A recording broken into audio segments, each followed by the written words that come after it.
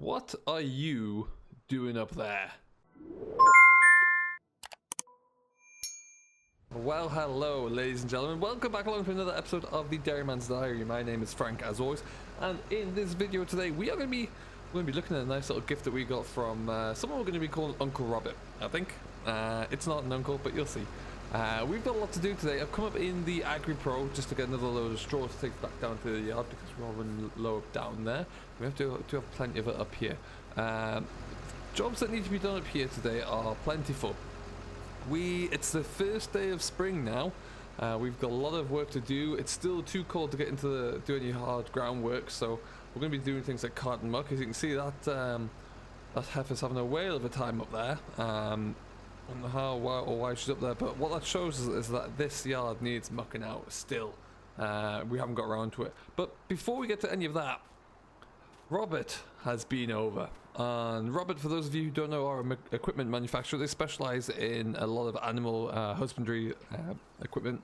So, for example, here, we've essentially been given a week's demonstration of some of their gear, and that includes things like diet feeders of all different sizes, and straw bedding equipment, again, of all sizes, for all different types of or needs as well. So, we've got telehandler attachers, we've also got trailed equipment here as well. So, and also lots of different front loader attachments and couplers there to boot.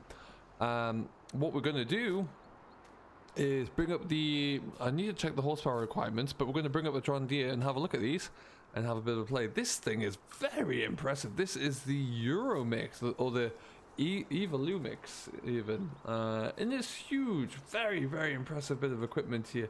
I have been Keenan for as long as I can remember, always have been, and they've never kind of done a step wrong with me, but if someone's going to give me an opportunity to demonstrate these things for free, I am going to take it. So this is a straw bedder.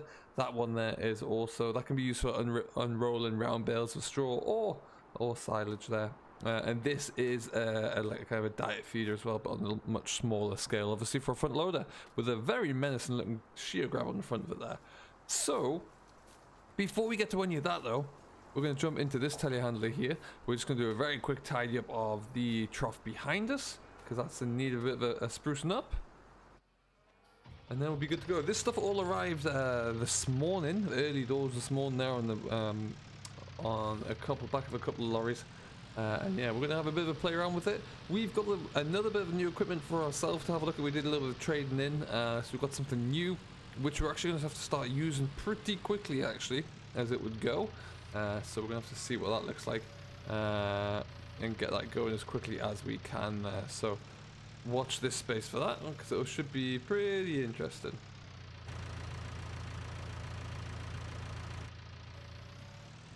There's quite a lot of stuff here actually. I just wonder if I'm going to get it all that way. Oh, we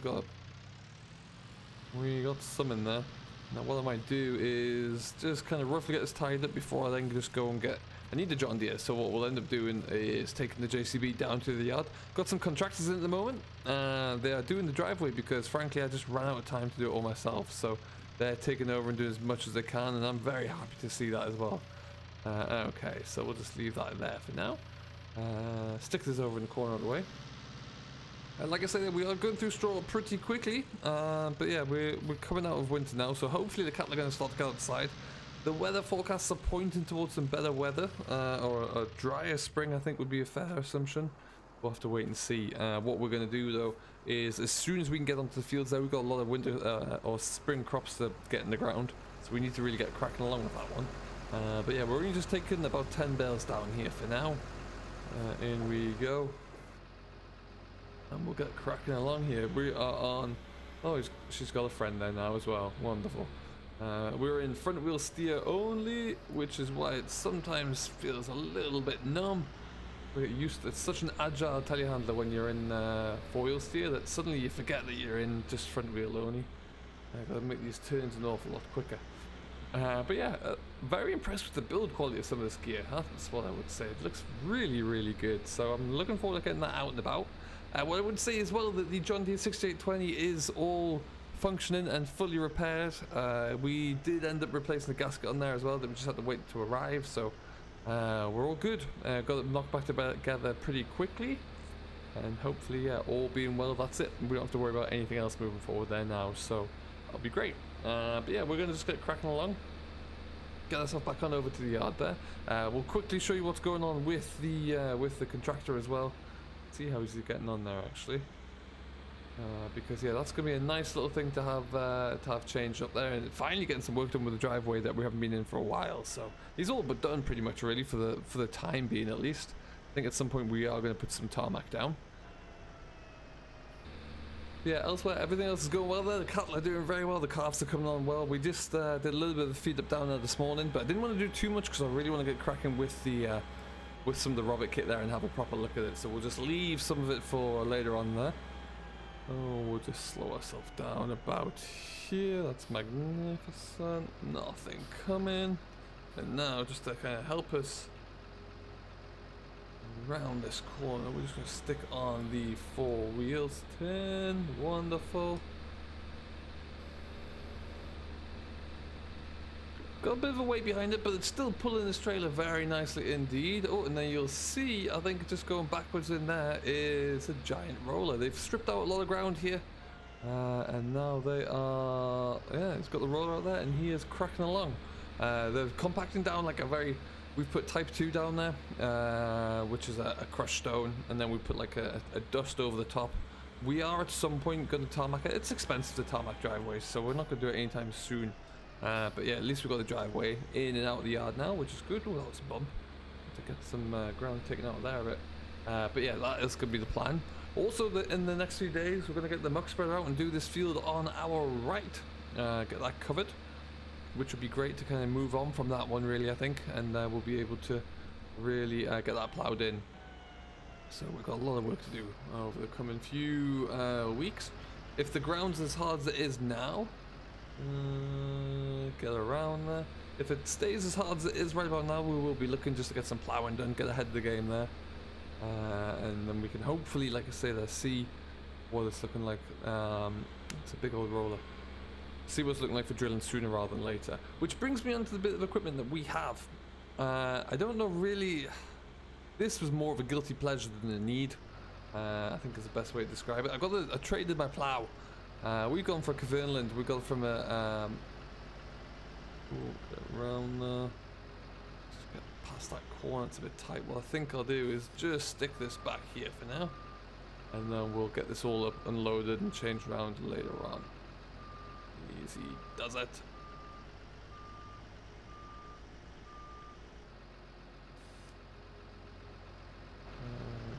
go a bit further over.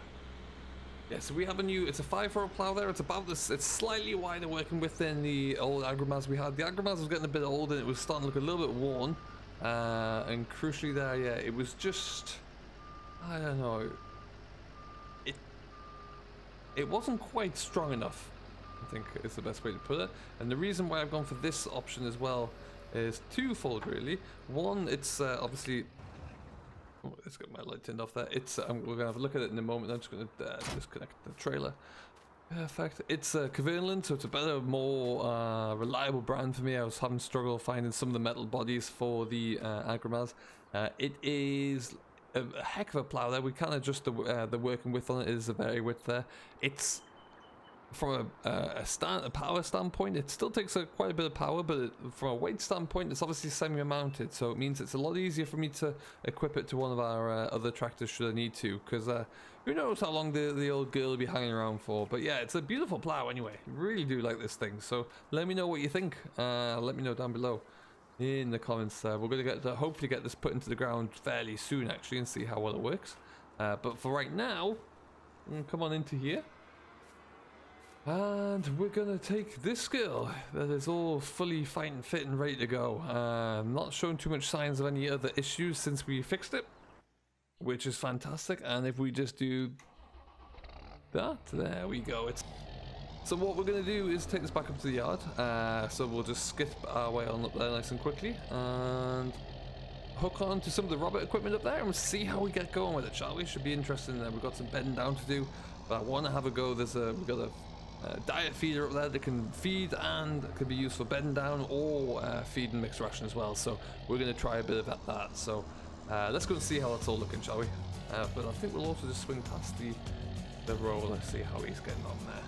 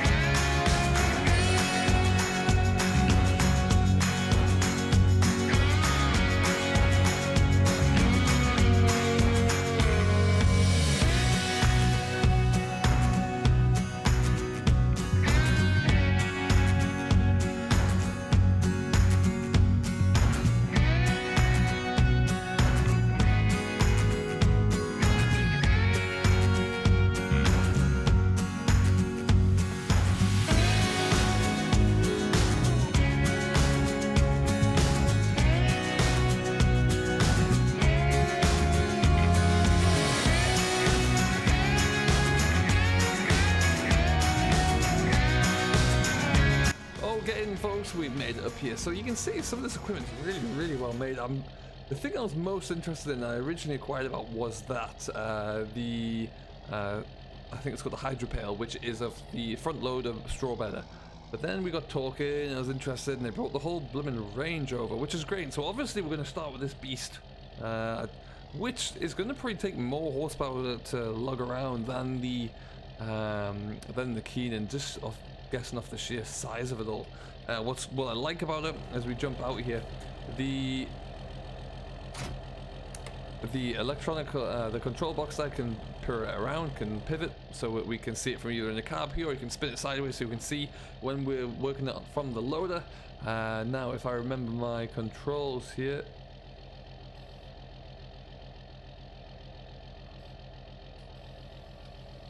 there we go. Pivot that arm all the way around there, so if we are chopping any straw or shredding any straw, that will be able to do it perfectly well. But you can also, if you just kind of chop in silage to put into a trough there, you can also slam it straight down off of the ramp there. We've got the option to feed off a conveyor belt on the side there as well, and this is going to take quite a lot of feed, I can guarantee that much. So speaking of which, we've got plenty of it knocking around this yard, so we're going to get into a position that I can fill it up with the trusty JCB here, and we'll see how we can get on. So we're going to stick in what is the remains of the feed here first, I think.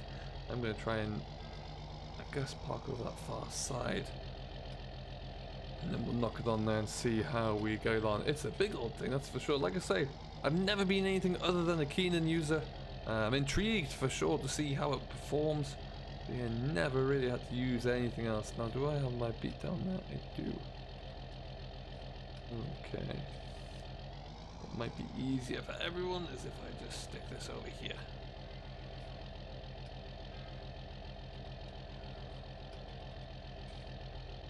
Go back, because otherwise I'm never going to be in a good place anymore, I don't think.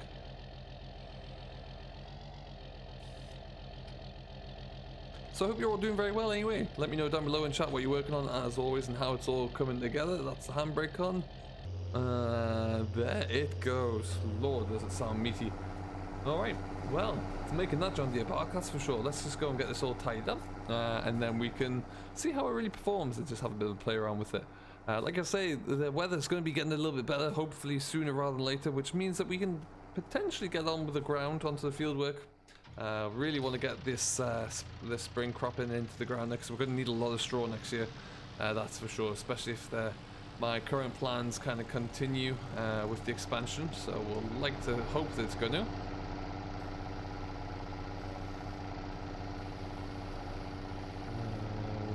There we go.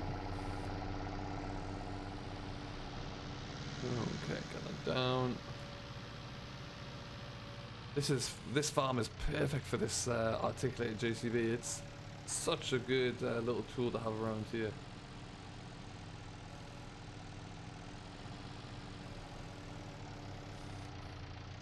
Okay, there you go, little.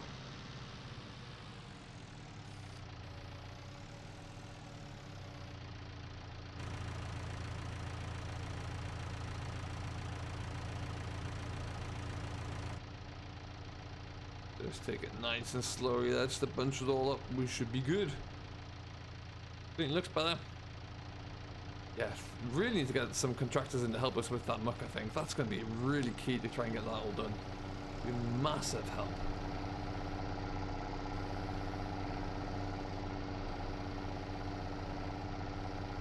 Nice big solid. I love the way this stuff's made. Just look at this grab. It's an absolute beast. It's, nothing's been compromised or sacrificed for the build here. It's just huge, everything about it. What we do need to do though is take it off actually, so we can go and get the get a bale grab. Stick this here for now. I seem to spend a lot of my time just flicking between different machines. I guess that's the life of a dairy farmer there, feeding up twice a day. Let's just get into here. We'll definitely have to bring the Agri Pro when we do get on with this next stage, just for the sheer size of the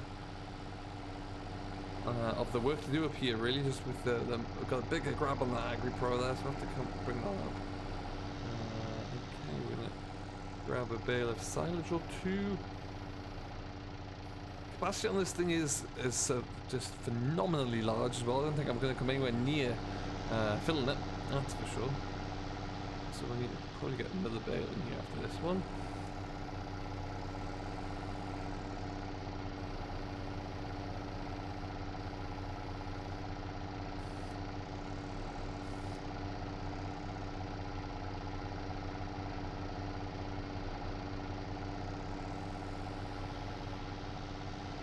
Stick a bit of straw in.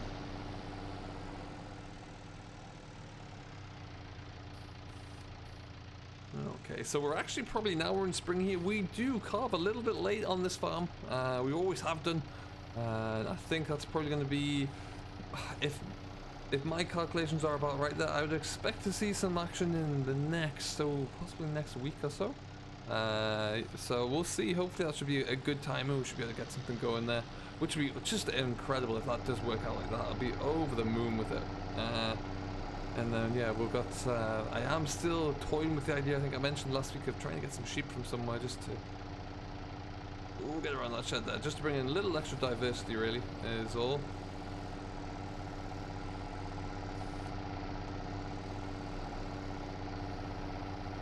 And goes that one. Because yeah, it'd be nice to get a little bit of extra livestock into the pattern here. So yeah, we might think about doing that, but that's all. There's a lot to happen before then. Let's get that shut, put it down there again. Grab the bucket out. We'll get some beet into here, and then probably a bale of hay. We'll see. Now, what I'm curious for actually, I'm going to give this other one a go because I haven't got my bucket up here. That's just the old bucket, but the front loader that doesn't fit this. Let's give our, well, there's effectively just a massive front loader bucket, which is also like a diet feeder. So we're going to give this a blast. We're going to see if we can scoop up some beet with this. There we go. Now, with the hydraulics on there as well, this shear grab kind of acts as just on the third spool. Which is kind of cool, but it's just a massive thing, absolutely huge. Yeah, they've got it really well balanced. It doesn't feel like there's too much weight on the front end, so or like when you move around, I was really concerned to see how this would behave on a articulated loader, and it doesn't throw it around anywhere, which is really nice to see. But yeah, let's see if we can get this to work, shall we, with a bit of beat here.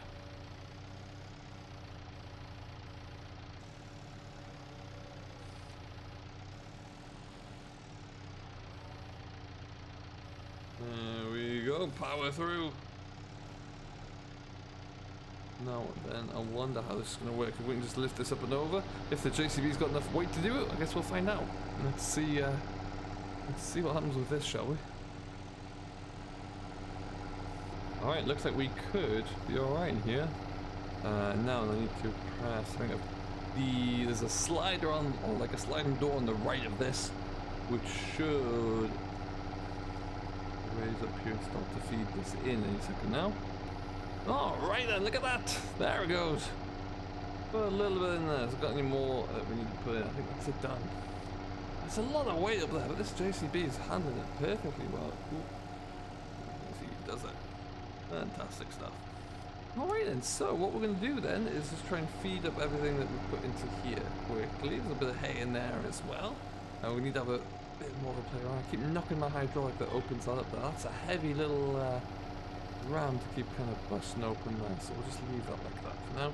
Knock off the engine machine. Listen to that stopping. That's something.